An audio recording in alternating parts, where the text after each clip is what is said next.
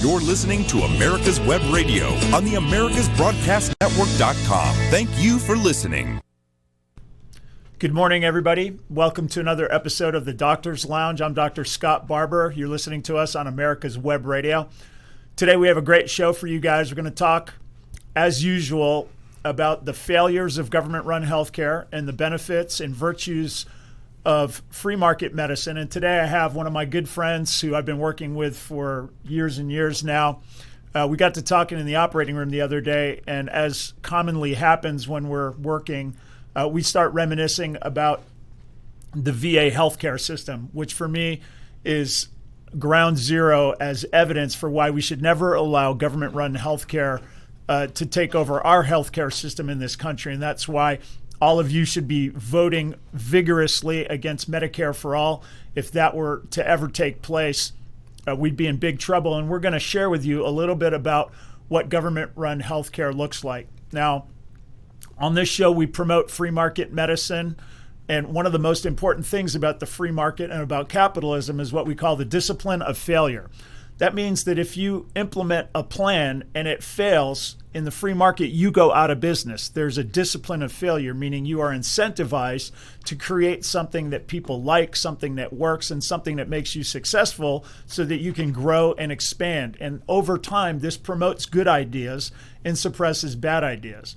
Well, in a government-run healthcare system, and government-run everything really, there is no discipline of failure. When you fail, you get promoted or you get ignored, and the solutions to their problems are never really effective. They're just designed to cover up the problem at that moment. And so by using examples of stories that we have experienced, I think it'll give you guys a little bit of a glimpse into what government-run healthcare would look like if we ever go down that path. Now, I grew up in a military family. My father was a career naval officer. He's actually buried in Arlington National Cemetery with full military honors, and I'm very proud of him. And when I was early in high school, he asked me what I was going to do for a living when I grew up. And of course, I told him professional soccer player. That, of course, didn't work out, but I got into medicine, and he told me that I needed to start thinking about what I wanted to do. And he brought up some really good points. He said, do you want to work indoors or outdoors? Do you want to work with your hands? Do you want to, how much vacation do you want to have? How much money do you want to make? And I just remember thinking like, wow, that is a lot to consider. And I'd given it absolutely no thought at the time. And the very first thing that came into my head was, I don't want to work for the government. And the reason was, growing up in a military family, you know, living on bases and going to the PX and going to military medicine, I just knew how destructive and inefficient and just awful bureaucracy was, and I really wanted no part of it when I grew up. And it just gave me a really early glimpse of just how devastating government policies can be, especially when you're implementing something as complex and important as healthcare. I can remember one time when I was growing up, I was in college still, and I was over 18, and because I was still in college, I still was able to get a military ID, and my father was in town, and we had to go down to get this ID. And we walked into the room, and there was a soldier there who was processing these IDs, and he said to my father, we need a letter from the chancellor. I went to UC Berkeley at the time, and I remember thinking, a letter from the chancellor? I mean, there's 30,000 undergrads at UC Berkeley. The chancellor has no idea who I am and would never write a letter like this. My father kind of just shushed me up. We walked into the next room, and he literally got out a piece of paper, put it in, and started typing on the typewriter, to whom it may concern, Scott is still with us at UC Berkeley, and we really miss him and can't wait to see him at the next semester. And he pulls it out and he signs it, the chancellor of UC Berkeley. We walked literally right into the next room, gave the guy the paper, and he gave me my ID. And my father told me one of the great lessons about bureaucracy is the rule of no blanks, meaning it doesn't matter what you put on the line, you just can't leave it blank. So anyway, fast forward a couple of decades, and now here we are in medicine, and I've seen what government-run healthcare looks like at our VA systems, and it's important for us to all understand what this means, because right now They're trying to sell us this Medicare for all as if everybody's going to get free health care. And the fact is that's not going to happen. We're going to talk to you a little bit today about what it is going to look like because we've seen it with our own eyes. And with me today is my good friend. We're going to call him Zeke. He still works at VA hospital, so we kind of want to protect his identity. Of course, there's potential for retaliation there, but he understands just how important it is to let all of you know what we're up against.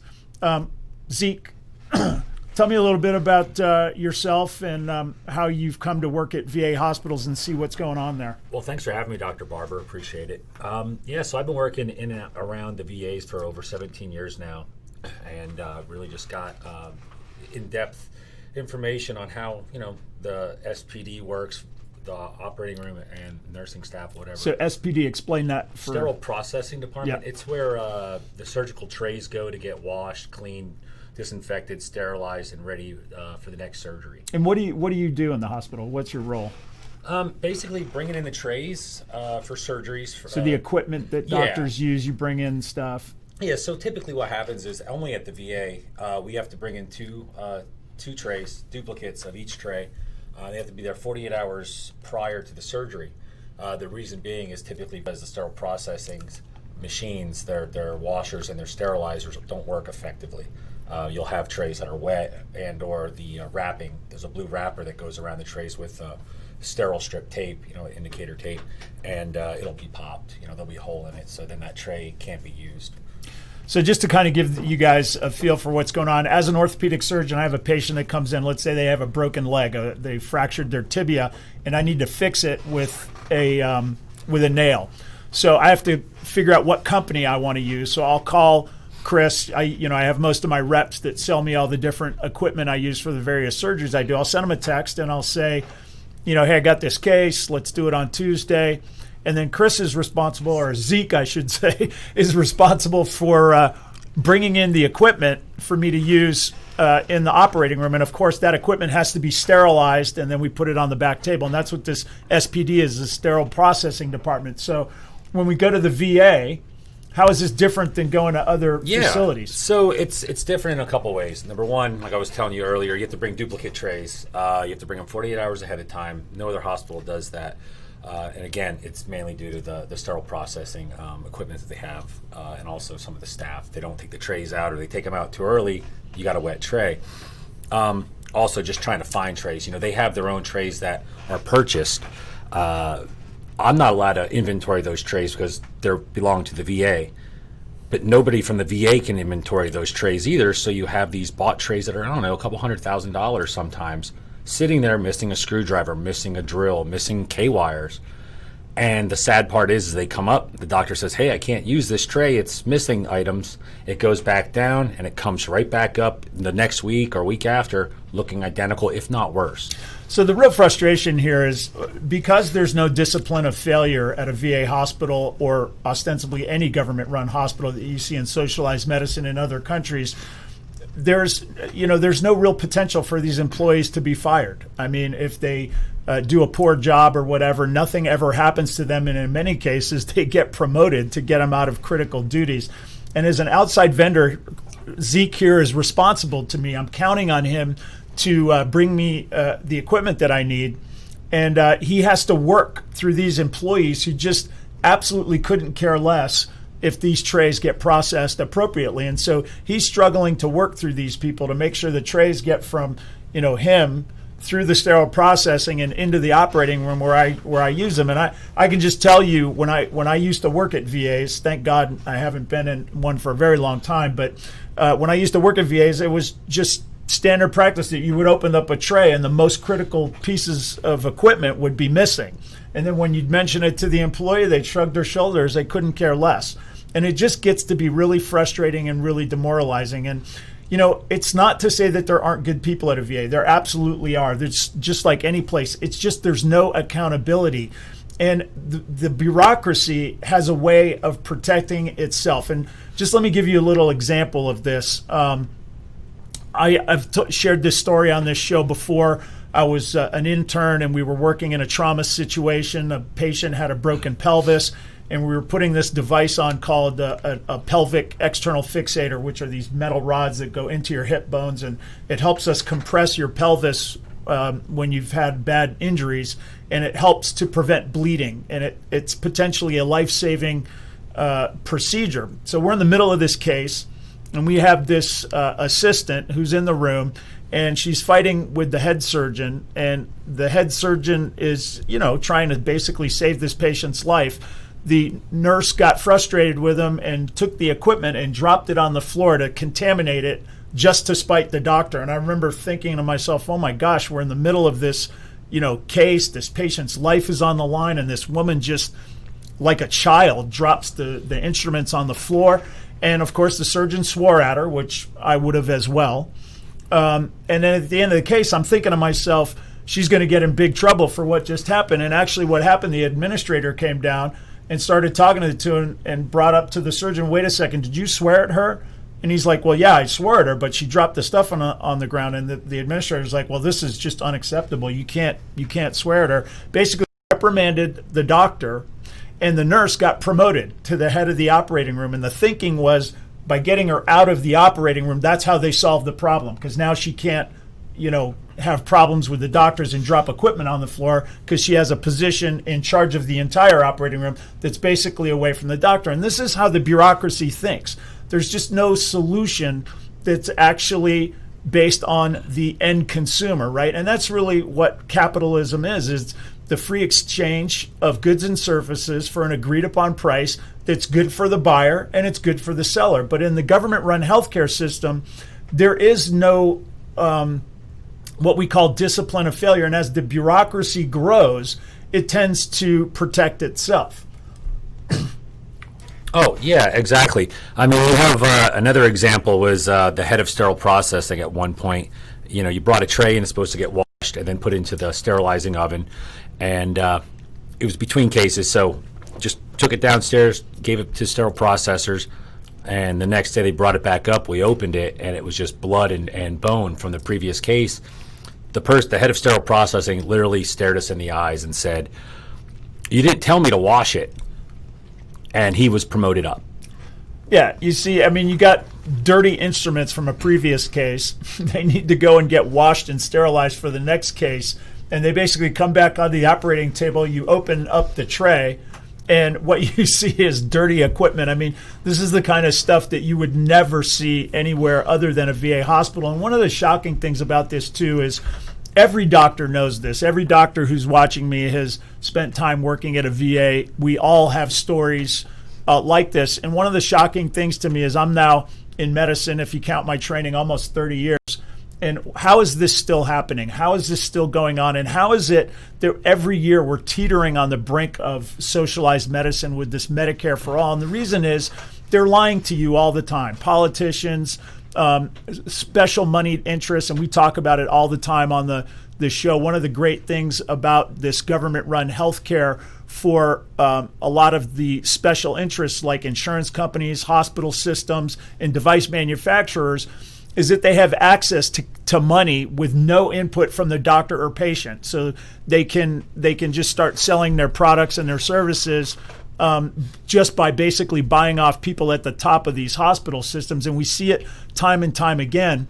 I remember one time, I've shared this story too. It's one of the most important ones and the most enlightening to me about how government bureaucracy works. I'm working in the emergency room, what we call the orthopedic emergency room. We used to refer to it as the pit. And, patients would come in all day long with all kinds of orthopedic injuries, broken bones and dislocated joints and wounds and all kinds of things. And you spend your day taking care of one patient. Next, you get through the whole day. And as you were getting to the end of the day, quitting time was probably 5 o'clock, 6 o'clock, something like that. And we kind of had an unwritten rule that was you didn't leave a dirty pit, meaning all of the patients that came in during the day had to be taken care of before the person who came on call at night took over. So it was just not cool to basically leave cases for the guy coming in or the girl coming in at night. And we used to say that don't ever leave your colleague a dirty pit. So there were days that were just so busy I could see at noon that if I didn't keep working, there was no way I was going to be able to finish all the patients by 5 o'clock. And so I would often work through lunch, which is no big deal. I mean, that's what doctors do all the time. I mean, the work doesn't really fit around our schedule. We have to make our schedules fit around when patients need our care. At least that's the way it works in the free market. In the government-run healthcare system, it's the opposite, and that's why it's so poor. But anyway, I'm working through these through lunch, and my tech works with me, Miguel, and it was awesome. He didn't have to do that, but he was a good guy. We had a good relationship, and he also had a good heart. He didn't want people waiting in the waiting room and suffering and in pain and all that kind of stuff. So we worked through lunch. I didn't think anything out of it. So I go back to work the following 2 weeks, and I don't see Miguel. And then about 2 weeks later, he shows back up, and I said, "Hey, Miguel, where have you been?" And he goes, "Remember the other day when I worked with you through lunch?" And I was like, "Yeah." And he goes, "I got suspended for not taking my union break." And I just started laughing. And I was like, "No, really, where have you been?" And he's like, "I'm not kidding you. I got suspended because I worked through lunch with you." And I'm thinking to myself, how bizarre and how strange is a government-run bureaucracy? And the thing that's really most egregious about this is it's not rare and it's not unique. I mean, like I said, any doctor who's watching me right now or listening to us knows that this kind of stuff happens all the time. Yeah, absolutely. And I mean, I can give you a prime example of something similar, except the opposite side of the spectrum, which is having a late case at the VA. Well, first off, Dr. Barbour, how many cases can you typically do in a day? Yeah, we used to call it, you get the morning case and the afternoon case. So if your morning case bleeds into your afternoon case, sometimes you're not getting started on that second case till 5. Yeah. And there was more than one occasion where, it's a holiday weekend coming up, Thursday night, they have off Friday, Saturday, Sunday, whatever. Yeah. And all of a sudden the last patient was fed. Yep. And you had the older nurses, and they were the ones that kind of knew how to work the system and how to get around things. And when they said they didn't want to stay late, they didn't stay late. So what he's talking about is the bureaucracy knows how to protect itself, which basically means when we have shift changes, usually the shift change would be about 3 o'clock, which means that all work stopped at 1 o'clock because nobody could take the risk that if they were still working, if they started something at 1 o'clock, that work may bleed over into 3:10 and make it so that they weren't in their car on their way home exactly at 3 o'clock. And so they used to shut it down. And then the people coming on to work, coming on shift, they could never just go right to work. They had to get their coffee and go around and socialize and all that kind of stuff. So to people like us, the doctors we used to call it the difference between the clock-driven employee and the work-driven employee. The doctors, we go to bed when the work's done, and the employees just got to make it to the end of their shift. And there's no consequence for not doing your job. And so, we knew that there was really no work that's going to be done between 1 and 5. And if, I'm looking at and figuring out what I have to do, and I'm thinking to myself, I'm not going to get into bed till like 2 in the morning if I don't get this stuff moving. And so I would constantly be doing things and other doctors to move this along. And yet you're fighting with other employees who are doing things to slow it down. And one of the classic things is obviously a patient who's going to have surgery is not supposed to have any food 8 hours before their surgery. So one of the best ways to make a case not go is to feed the patient. And then when it comes up, like, what'd you feed this patient for? They're getting ready to surgery. You say, oops, my bad. But it used to happen all the time at the VA. Yep. And it was almost like, it was kind of, sterile instruments, check, got OR time, check, got all this stuff, check. Do we block the patient from getting fed by somebody who doesn't want the case to go, check? I mean, it was so stupid, these types of things that you had to consider when you were running the show at a VA hospital. And in the end, a doctor is still responsible for the well-being of the patient, which is one of the other things that has always frustrated me about government-run healthcare is it tries to take a lot of the decision-making and control away from the doctor and put it in the hands of the bureaucracy.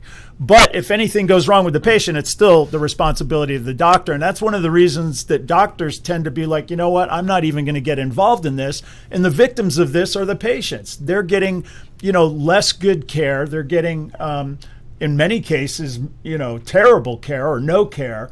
all because of the way this bureaucracy is set up. And, one of the favorite stories you've told me is the time that the air conditioning unit went out at the VA and the workers refused to work on a Friday. Right. It was a steam pipe, and it was in the central core, yeah. And I think it was on a Friday night, and it was shift change. It's funny you were talking about the shifts, how they change, because nothing ever starts on time there. But the shift, when they left, never told the shift that was incoming that, hey, an alarm went off, steam pipe.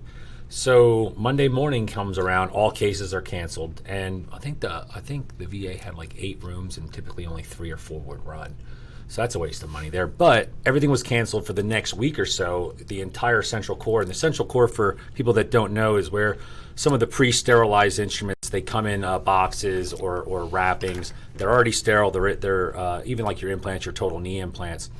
They estimated the damage was about $13 million to $30 million. Never made the newspapers, though, at least that I ever saw. But it was a substantial amount of damage, and it was just commonplace. I mean, you have waste like there's no tomorrow at the VA. Yeah. So, in a free market system like I'm running right now, and I would just say I have a really good perspective on this right now because I've worked in complete government-run healthcare.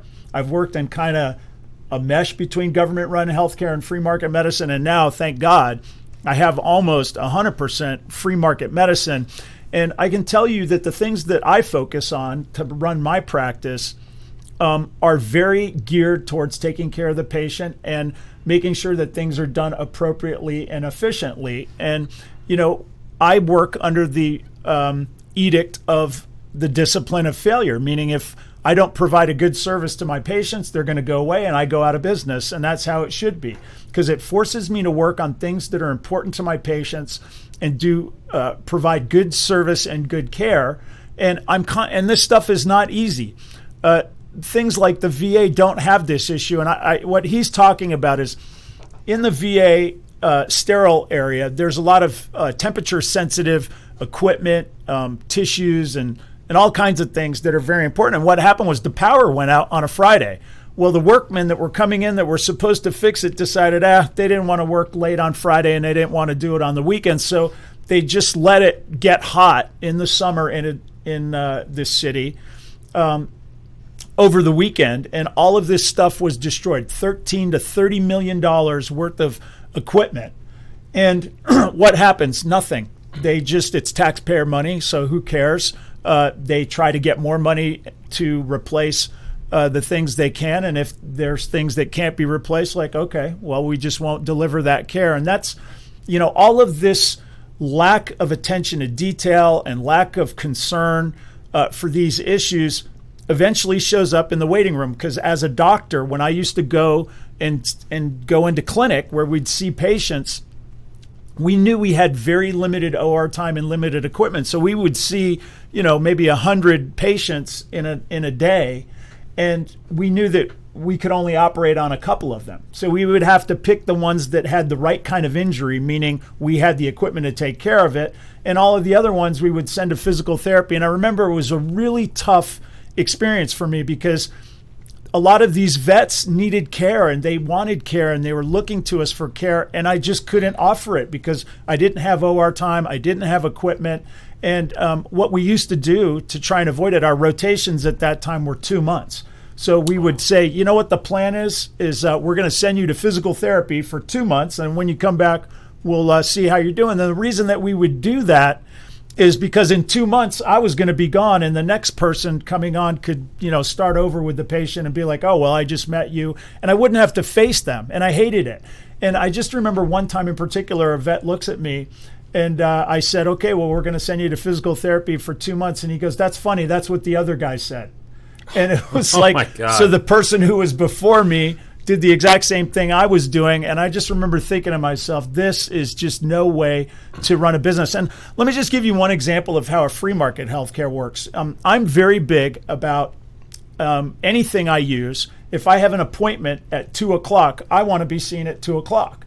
If I'm seen at 2:05, I don't really like that. And it affects me. And so I spend a lot of time working on making sure that all of my patients are seen when their appointment is. And that's not that easy, because you can go out and say, hey, listen, everybody on my front desk staff, I want to make sure that all my patients are seen at the time that their appointment is scheduled for. So then in the week when we have a meeting to review how did we do last week, and I find out that a bunch of people ended up waiting a long time, it turns out that what was happening was some patients were coming early for their appointment, and of course we took them right in, but then that made us busy for when patients came up for their actual appointment. And so we had to make an adjustment there, and that's what my point is that in order to provide good service and good care and make good products, it takes time, energy, and effort and constant vigilance. And entities that are good at it are prosperous and expand, and entities that are bad at it, they go out of business, as they should. Just not government-run healthcare.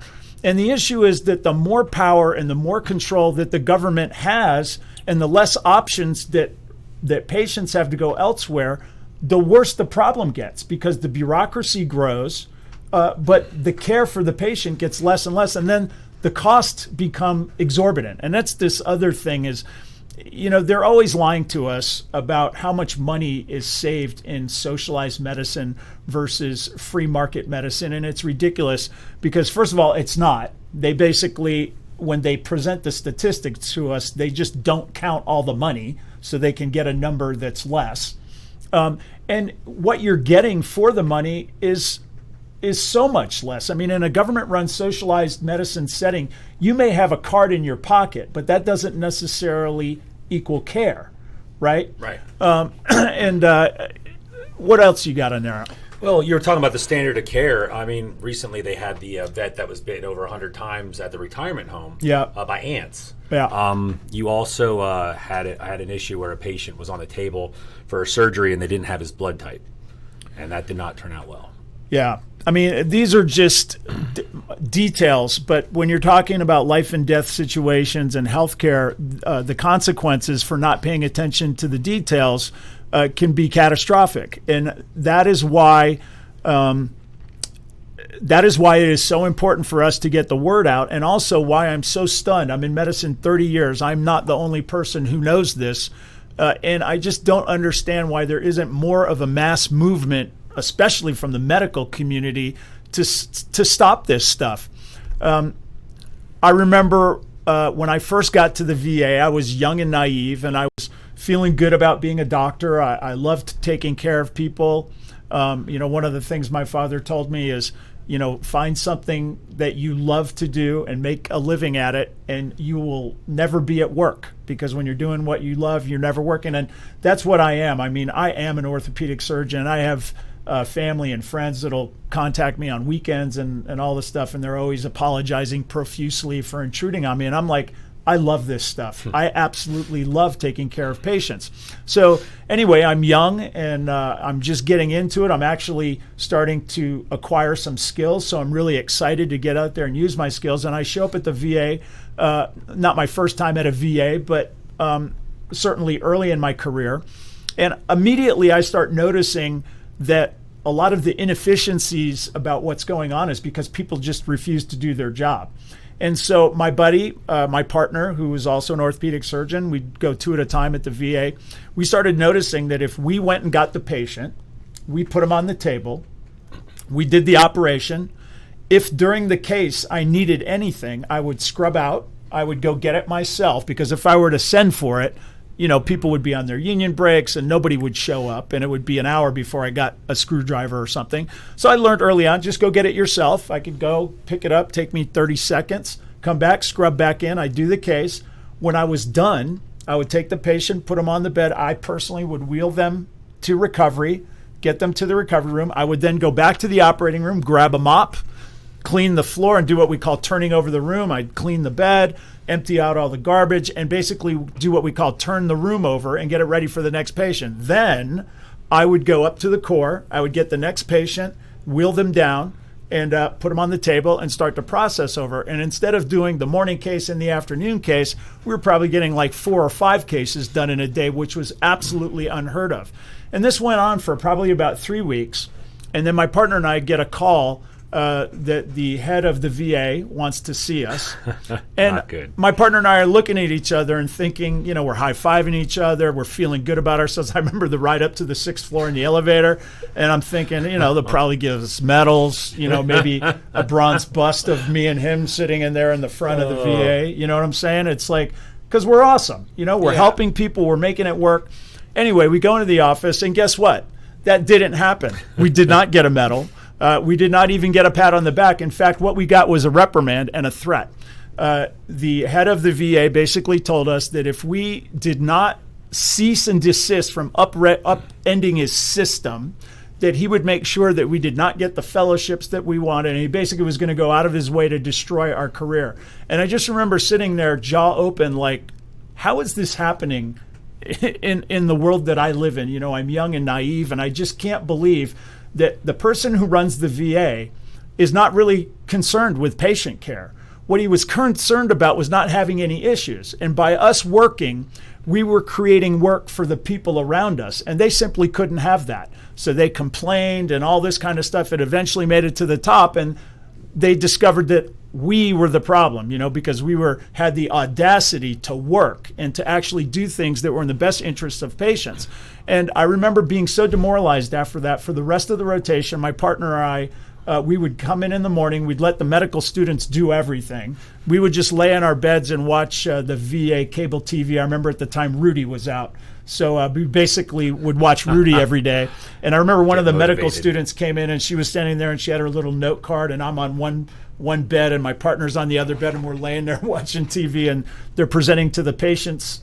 They're presenting all the patients to us and how everybody's doing. And she goes, so is there anything else you need? And I go, yeah, can you put it on Channel 4? Rudy's about to come on.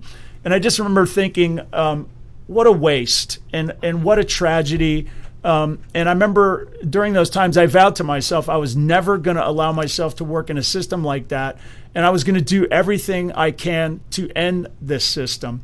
Give me another one. I know Chris.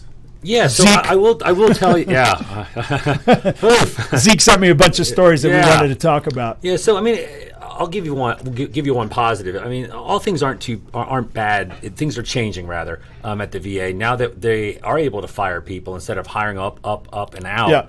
They're able to fire people, and it seems lately that the good people, the good eggs, are not tolerating, because before you spoke up, you got beaten. Yeah. You got beaten down. Yeah. You disappeared. And now, it seems like they're able to get rid of some of the bad eggs, and at least start to fix some of the problems that I've seen over the 16 years I've been there. Yeah, so starting to add a little accountability, which has happened in recent years, has definitely improved the system, as has the ability of veterans to not go to the VA and be able to go seek out other medical care. We're going to get into that a little bit more when we come back from this break. You're listening to the Doctor's Lounge on America's Web Radio. I'm Dr. Scott Barbour. We'll see you guys in a minute. Hello, I'm Dr. Mike Karuchak. Have you ever wondered what doctors talk about amongst themselves?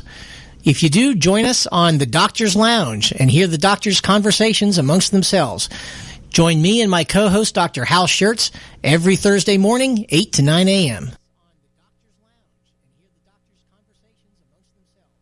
Become a member of an organization created by doctors for patients, dedicated to fighting for your healthcare freedom and preserving the doctor-patient relationship.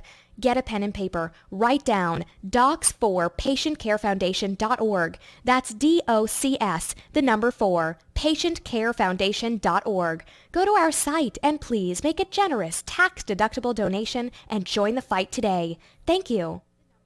The Docs for Patient Care Foundation is your way to join the fight and become a member of an organization created by doctors for patients, dedicated to fighting for your healthcare freedom and preserving the doctor-patient relationship.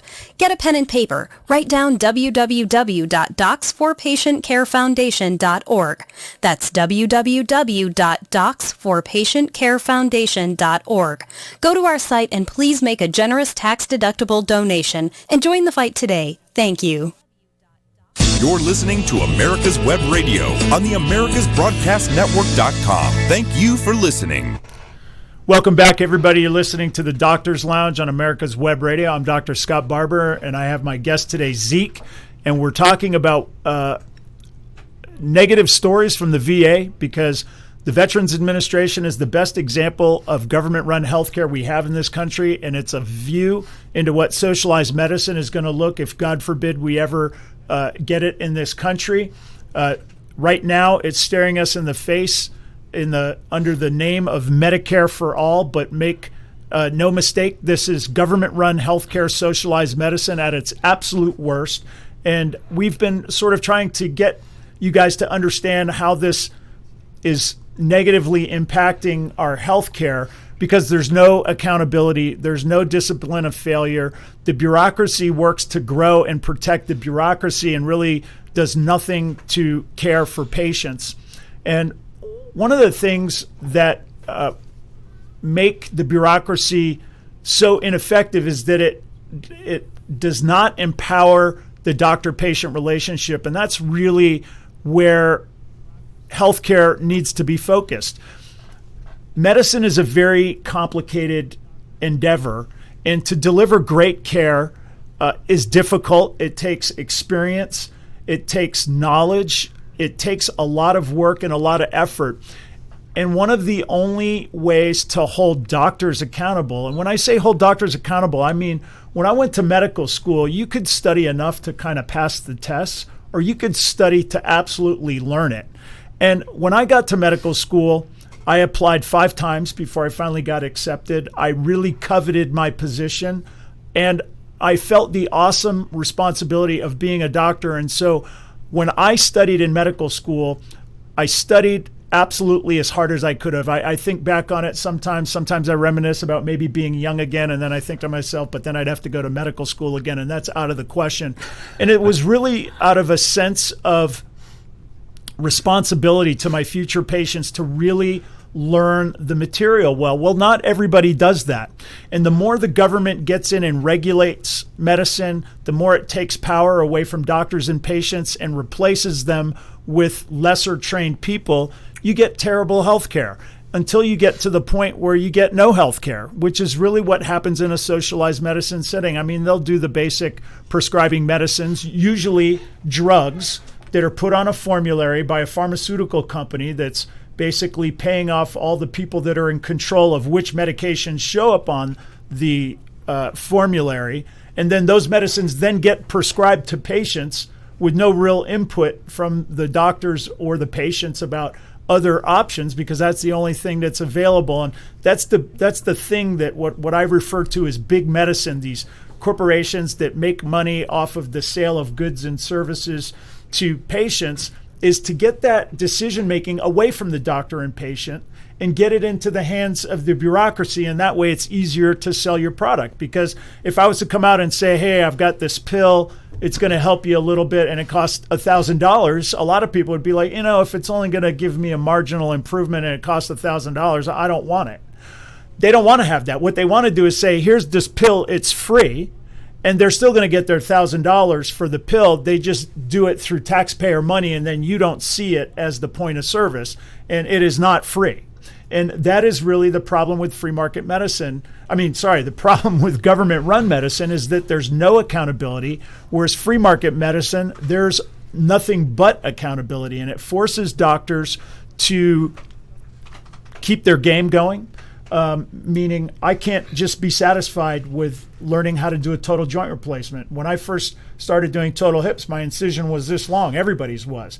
But I used to think, as other doctors did as well, if I could do an incision this big, it would be better. How do I do that? I had to constantly work on getting better, smaller incisions, less pain, earlier return to recovery, because I wanted to keep earning my patients. And the competitive marketplace out there promoted this constant work towards making yourself better.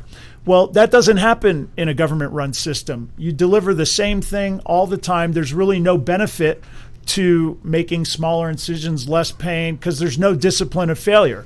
The person is an employee, they come to work, they do their shift, they usually get beaten down by the bureaucracy, which means they are told what they have to do. If you yell at a nurse in the operating room because she dropped something on the floor, you get punished. And so the doctor tends to recoil. And after a while, it's just like, why even bother? And again, the patient suffers. you've seen some of this up close with your own eyes, Chris. Yeah, I'll start off with one of the odd things that happens at the VA is they have a tiered system for the vendors. And I can't remember the formulation is, but basically if you're, own a company, you're a disabled vet, minority status, just go down the ticker tape of everything possible you could possibly be. There's these companies that are mediaries. So if your company doesn't have a minority or someone that's a former vet on staff, you can hire this company, give them a cut, and then they go to the VA and present the price to them. I've never seen that before in a system outside of the VA. So that could mean potentially where the doctor may want a product because it's specifically used for this patient. Like, you're like, hey, this product was made for this patient. But you might not be able to use it because they don't have a disabled vet and they're not a preferred vendor. And they have a certain percentage of preferred vendors they have to use. So basically what you're saying is there's a bureaucratic influence on how goods and services are delivered in socialized medicine at the vet that has absolutely nothing to do with whether or not it's good for the patient, whether or not the patient even wants it. And it gets crazier after that. So, Dr. Barbour, let's say there's a new product out and you want to try to use it and you have a case 2 days from now. Not a problem. Come to my cadaver lab, we'll set it up, and you will learn that product inside and out before you deal with that patient. We had a doctor from the VA go through that same process, fill out all the proper paperwork to make sure all the T's were crossed, I's were dotted, and he gets written up and investigated, both the rep and the doctor, for possibly having a inappropriate relationship or a possible gift giving, which is totally against the law. But mind you, what they're saying is you're not allowed to get trained on a product prior to use. Like, they had an issue with you being trained to use a product on a patient. Where are you supposed to learn how to use it on?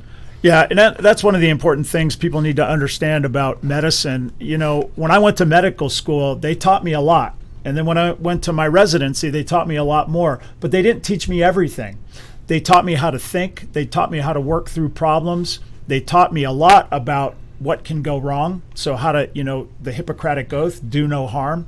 And I have grown as a surgeon. I'm a much better surgeon today than I was the day I got out of school. And a lot of that is because I had experience with patients with problems that I didn't know how to handle, that I had to learn about. I had to continue reading. Every doctor goes through this. I mean, more is learned in the field of medicine that wasn't available when you were in medical school or in residency. And so you have to constantly keep educating yourself on this very complex endeavor called medicine. I mean, it's really vast and it's really complicated. And one of the things that make it really impossible for a bureaucracy to work in healthcare is how complex healthcare is. I mean, a lot of people kind of have this idea that in medicine there's a problem and then there's a solution. But that's not necessarily the case. You can have a person with a certain problem and 10 different doctors will have 10 different ways of dealing with that problem that are all correct. It kind of depends on the patient, their age, and a lot of unique factors that really only doctors and patients are in a position to discern, to figure out, to know what's best. You cannot do it like a menu system, and that's what government bureaucracy tries to do, is they try to make it like a cooking recipe. And I always will use the analogy, you can have a meal cooked by the chef Emerald, and it'll taste amazing. You can give me that recipe and let me cook it. It's not going to taste the same as Emerald. Well, why not? I used the same ingredients. They wrote it down and told me how to do it, because there's nuance in everything. Medicine is like that. There's nuance in everything. And there's no real way for a government bureaucracy to be able to service all the different wants, needs, and desires of patients. And if you read Hayek's The Road to Serfdom, they talk about the fact that in a free market, there's an infinite number of wants, needs, and desires for consumers that no one individual or group of individuals could possibly attend to.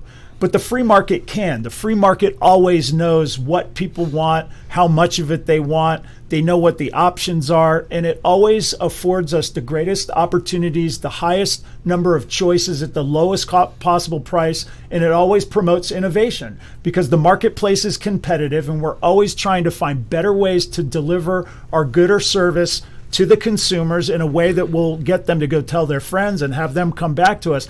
This never happens in a socialized medicine setting. And, I remember being told that we have to have these rules in place, that there can't be kickbacks to doctors and things like that. And now that I've been working for 30 years in healthcare, there's only one way to do it, and that's allow doctors to run businesses, to actually engage in business relationships, because it's the only way to keep us honest. So let's say you sell a joint replacement, and you say, hey, doc, I'm going to give you $500 to put in my joint replacement, a kickback. It's currently against the law. Well, I don't need that law to affect me, because in the end, I'm running a business, which means I have to be able to be solvent, and I have to deliver the best possible care to my patients. So I'm not going to take a kickback to put in an inferior product into my patient only to have them not do well, because that reflects on my reputation, it reflects on my business. And so I am constantly incentivized to do the best possible thing for my patient. And that does not mean necessarily taking the most expensive piece of equipment, or sometimes equipments there's things that people will give me, bone grafts, for example, that are super expensive, and they'll say, well, it's been shown to improve bone healing. Well, if I'm going to be putting it in a bone that never fails to heal anyway, what's the point of adding another super expensive product into that wound when it's going to heal without it? And this is what happens in bureaucracy. We've seen it, and I know you've seen that with your own eyes. Yeah. Actually, I've seen one of the popular amniotic grafts kind of get a little overused, to the tune of, I think it was got in the teens amount of patients, 13, 14 patients or so, that they got over $300,000 each of an amniotic graft in hopes of healing up their diabetic wounds. And with diabetic wounds, an uphill battle. Number one, because it's bad circulation. Also, number two, patients aren't always the most compliant. But when the rep is putting the membrane on the wounds, that kind of crosses a line, at least for the way I was trained. Never to do that. So what he's talking about, there's a product that's derived from amniotic membrane. When women give birth, there's an amniotic membrane, and supposedly this amniotic membrane has stem cells or juvenile young cells that can differentiate into different structures, and it's been shown to help with wound healing. And what happened was, because there's no accountability, meaning the hospital doesn't really know what they're doing in terms of managing healthcare because they're not medically trained. This product gets into the system, and doctors will start using it because there's no consequence to it. They don't have to pass the cost on to their patient. It gets buried in the bureaucracy of the hospital. The hospital doesn't care, because if they lose money, who cares? It's not their money, it's government. Right. And so what happens is you have these vendors and doctors and others that are, basically doing nefarious things for profit that's not necessarily in the best interest of their patients. And what I've learned over time, that the best way to limit that, because humans are human. I mean, no matter what you look at, there's going to be corruption. And the best way to keep people honest is through a free market, meaning if I deliver a good and service to you, there's a cost to that. And we need to have an open conversation about it and make these risk-benefit analyses to decide what we're going to do. And that's different for every patient. Right, There's not a one-size-fits-all scenario. And one of the classic ones, I remember having an 80-year-old lady who was a water skier, barefoot water skier at 80. Oh, wow. And she tore her ACL. And the insurance company, I know I'm talking about insurance company, but it's still, the insurance company still is representative of government control, because it's the government limiting competition. That's why there's only a few insurance companies. That gives insurance companies so much power to control how we deliver our healthcare. So in this case, this is an example of government interference in healthcare. But I see this patient, I'm examining this patient, and yes, she's 80, but she hurt her knee barefoot water skiing. And so she needed an ACL reconstruction, and the insurance company would not allow me to do it. They would only allow me to do a knee replacement. Well, she didn't need a knee replacement. She just needed an ACL, but they wouldn't do it because the only thing they could see was that she was 80. And of course, being the doctor and interacting with the patient and talking to the patient and examining the patient, I could see that, her 80 was better than I am now at, 55. So I have to ask you, though, I mean, VA horror stories, I think they're a dime a dozen at this point. But does it make it a little bit more sweeter when you walk out of that surgery 100% done and you know the outcome is going to be good, even though you've had, I don't know, maybe a drill bit break on you or a part of your instrumentation fell on the floor? I mean, as a surgeon, I can tell you that reproducibility is the thing. I was actually just having this conversation with a younger surgeon about, I'm at this point in my career where I'm really content with the work I do because I have enough experience to know people are going to be okay. I remember when I first got out and you started operating on people and you have somebody come back with a little bit more swelling or a little more bruising or they can't feel something or whatever. And there was this underlying anxiety all the time, like, wow, I don't know if that's okay. I've never seen that before and I think it's okay. And I used to lay in bed at night. My wife would be like, what's going on? I'm like, I'm thinking about all these patients. And she goes, can't you just let it go? Shut and it I off, just was man. like, no, I cannot let it go. I think about my patients all the time, even ones I've had a long time ago that had outcomes that, were not great. And it still wears on me. And I always am trying to think to myself, is there anything I could do to make it better? Well, now I'm at a place in my career where I've had a lot of experience. And so I don't really have that.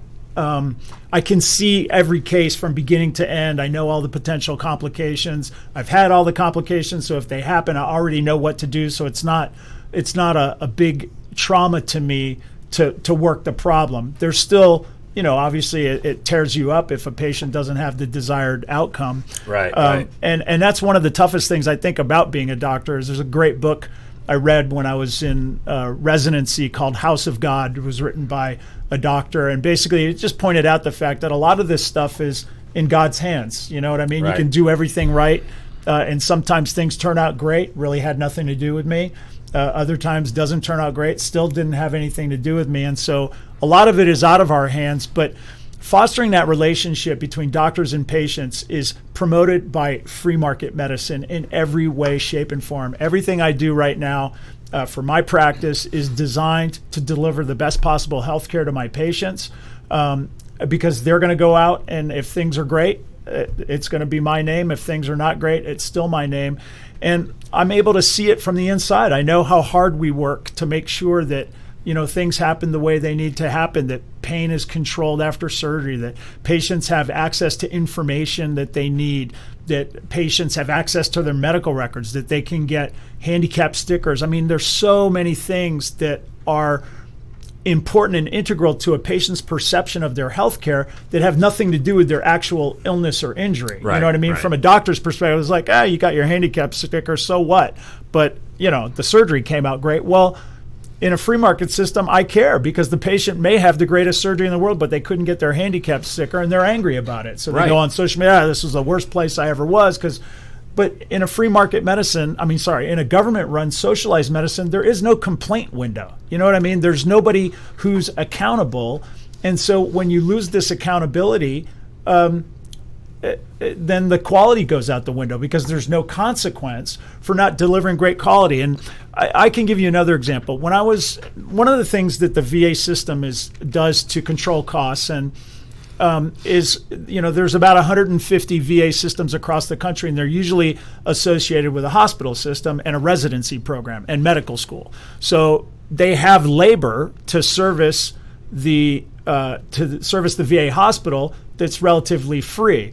Well, what happens is because there's no real accountability, you're unsupervised. And I remember as a medical student and even as a resident, we loved working at the VA because we were able to practice our medicine with very little supervision. And it was, an opportunity to take what you've learned and go and work on patients and get practical experience, which is good for the doctor, but not always necessarily great for the vet.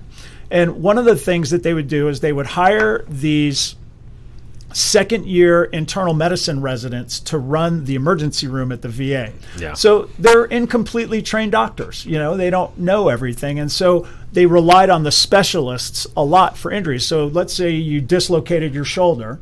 In today's setting, if I'm on call, I get called, hey, I got a shoulder, it's dislocated. It goes in. It usually takes me, 30 seconds to a minute to relocate it, and you're done.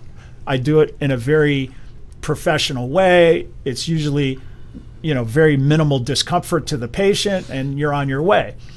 At the VA, you come to the hospital, You wait in the waiting room forever because they don't have enough people to process all the patients. Right. And then they take an x-ray of your shoulder and they can't tell if it's dislocated or not because they can't read x-rays. They can't read the And because x-ray, the hospital hires bureaucrats to go punish doctors for swearing at nurses in the operating room, but doesn't hire radiologists to read the x-rays. So what they do is they rely on the residents in orthopedics to come over and read their x-rays for them. And I sometimes might not be available because I'm operating. Right. And so the person's going to be sitting there with a dislocated shoulder for 12 hours.